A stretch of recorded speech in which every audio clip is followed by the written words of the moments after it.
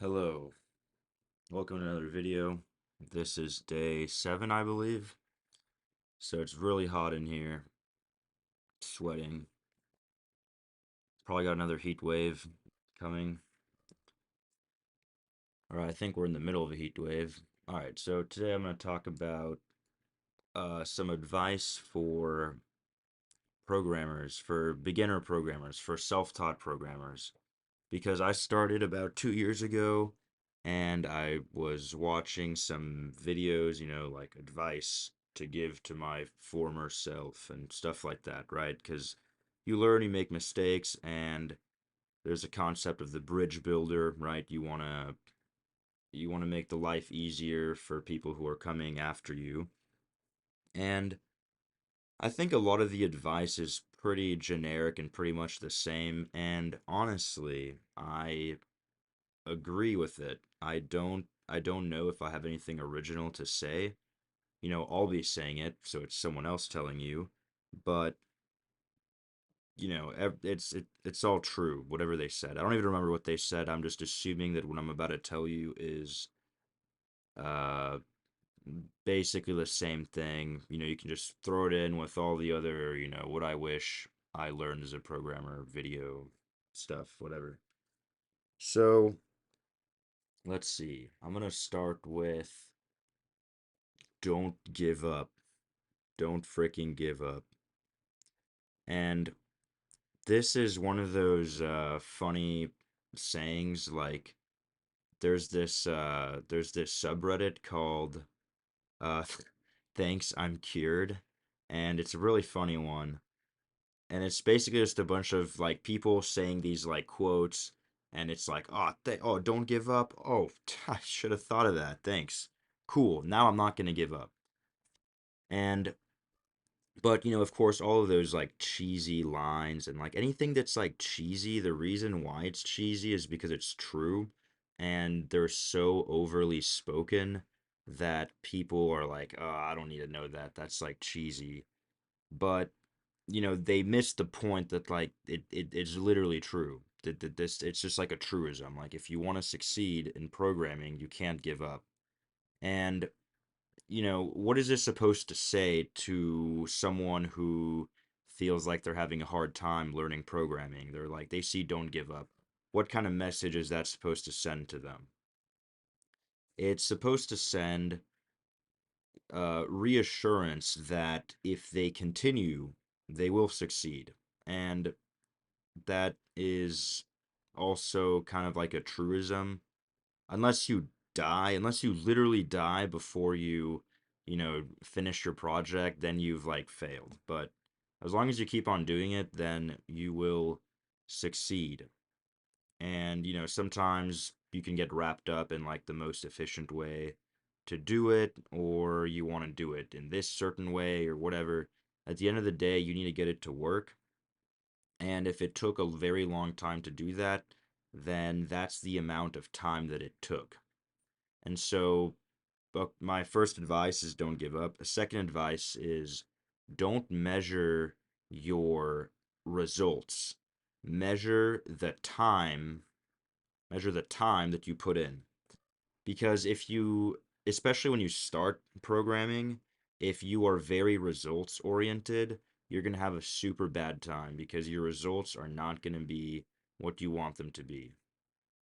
However, if you measure your time, you you can keep a record of how much work you've put into it because the amount of work that you put into it is worth more than the result that you're getting in the learning stages because ultimately programming is a way of thinking and it's a muscle that you have to work out.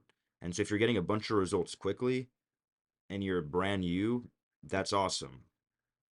And that that doesn't that's good.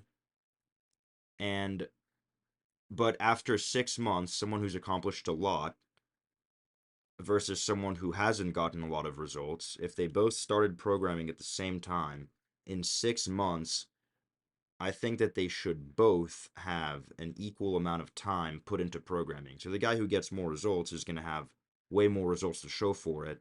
But I think that, that person should have worked just as much as the other person, right? Because it's a skill, and this ties back into in like high school or middle school, whatever.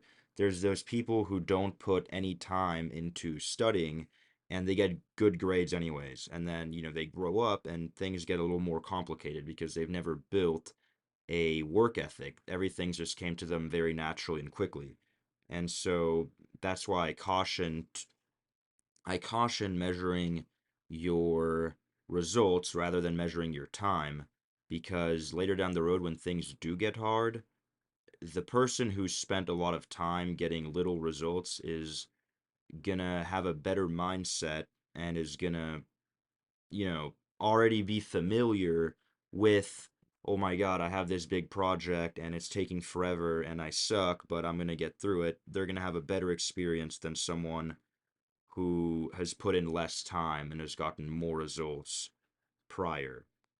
And, ultimately, the person who gets more results is just going to experience the same thing as the guy who gets less results at the start. He's just gonna they're just gonna have this realization like later. So it doesn't really matter that much, but that's one thing that always like kept me motivated was I looked at the time I put in, and I was like, okay, you know what? I put in, 7 hours today of like, deep focused work. So I have this thing, it's called a potato timer, and every 25 minutes it beeps, then I do something else for 5 minutes. I do like 2 4-hour chunks. And yeah, then even if you didn't accomplish anything, but I mean, you're putting time in, but even if you didn't finish your project or finish this little thing you were working on at the end of the day, you can look at your time and be like, wow, you know what? I put in 7 hours today. That is admirable. Most people who work 9 to 5s don't even work 7 hours, so that's good. So, you know, don't give up. You literally can't fail if you don't give up. Uh, what's it called? Measure your time, not your results. A third one, I have like 2 minutes left. Third piece of advice I would give to my past self is you're ready to move on sooner than you think. That's actually not super general. That kind of depends on the person. So I'm actually not going to give that piece of advice. Uh, oh yeah. Don't do like a million courses. If you're stuck in tutorial hell, here is the way you get out of tutorial hell. Go to the Odin project. So it's a free and open source course where you just do these projects and they give you these articles. So you're learning as you do the project, or you're learning as you read. And then when it's project time, you end up building the project. And the thing that makes these projects different than other courses and other types of things is that the projects there's a loose structure to them and you have to fill in all the holes. So there's a bunch of different ways you can do these projects. The only thing that matters is that you reach the final criteria at the end. And it's perfect for tutorial hell, right? Because theoretically in tutorial hell, you know a bunch of stuff, you've seen a bunch of stuff, you're saturated with information and you need to apply it. And these general outline project structures are great because then you're not staring at a screen with a blank cursor like, oh shit, what do I build?